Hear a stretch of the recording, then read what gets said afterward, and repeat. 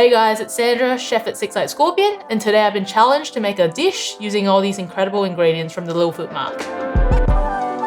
So the Little Food Market brings together the best local artisan producers from all over Australia. Think condiments and sauces, amazing wines, dairy, lovely olive oil, Mount Zero, and if you want a mid-morning snack, got chappies.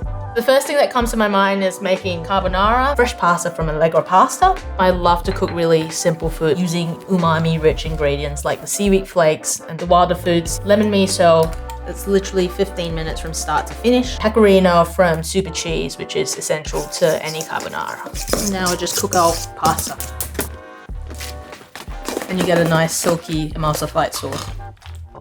Alright, so this is my spicy lemon miso carbonara with heaps of Six Eyed Scorpion crispy chili oil and fresh lemon zest.